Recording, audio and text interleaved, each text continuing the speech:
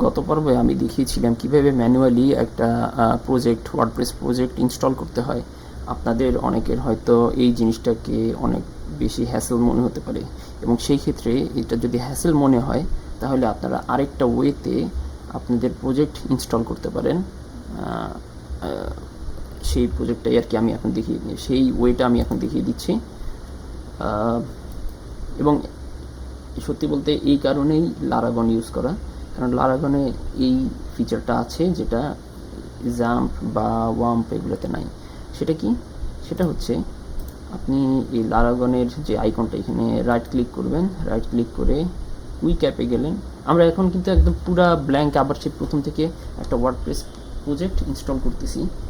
আমি আগে যেই প্রজেক্ট এবং ডাটাবেসটা ইনস্টল করছিলাম সেটা আমি আবার ডিলিট করে দিচ্ছি, আবার প্রথম থেকে করতেছি আপনাদের দেখার জন্য অন্য ওয়েতে।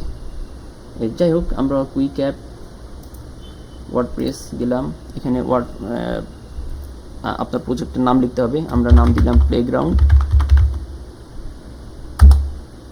এটা অটোমেটিক্যালি ওয়ার্ডপ্রেস জিপ ফোল্ডারটা নামায় নিতেছে, এটা ইনস্টল করতেছে, ডাটাবেস ক্রিয়েট করে ফেললো এবং অলরেডি হ্যাঁ হয়ে গেল। এখন আমাদেরকে সাইট ভিজিট করতে হবে। আর এটা যে ডাটাবেস ক্রিয়েট করতেছে এটা জাস্ট আপনাদেরকে দেখানোর জন্য দেখাচ্ছি। SQL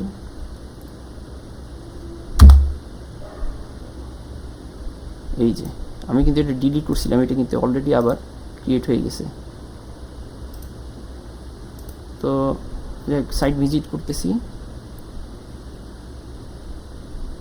এই যে এখন আমাদের এই ওয়েতে আপনারা অটোমেটিক ওয়েতে আপনারা যদি আপনাদের প্রজেক্ট ইনস্টল করতে যান তখন সেই ক্ষেত্রে কিন্তু আপনারা প্রজেক্টের নাম এভাবে পাবেন। প্রজেক্টের নাম playground.test এই নামে পাবেন।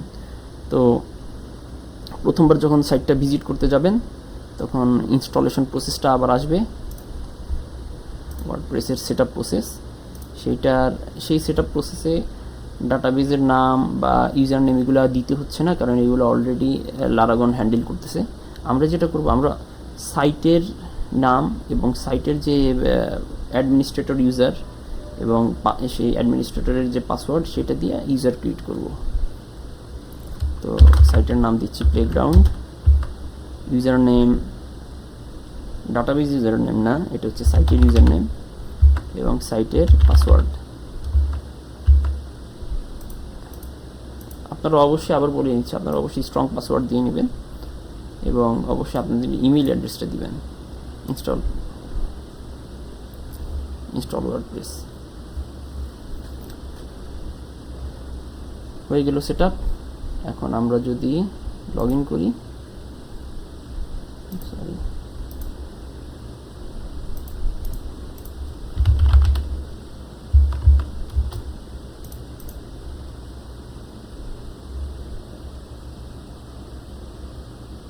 হয়ে গেল।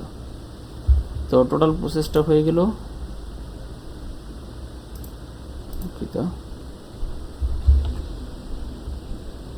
এবং আবারও লক্ষ্য করুন, আপনারা যখন অটোমেটিক ওয়েতে ওয়ার্ডপ্রেস ইনস্টল করবেন তখন ওয়ার্ডপ্রেসের প্রজেক্ট নাম এভাবে হবে, এভাবে ক্রিয়েট করে ফেলবে লারাগন playground.test। আপনার প্রজেক্টের নাম যদি হয় যদুমধু, তাহলে এখানে ক্রিয়েট হবে যদুমধু.test।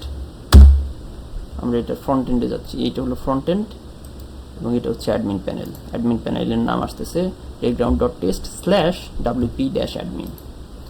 আর ফ্রন্ট এন্ডের যে সাইট সেটা হচ্ছে playground.test এবং সেখানে এই যে ফ্রন্ট পেজ দেখতে পাচ্ছেন, এরকম একটা ফ্রন্ট পেজ পাবেন। তো যাই হোক, এটা নিয়ে আমরা আরও পরের নেক্সট এপিসোডে বিস্তারিত আলোচনা করব।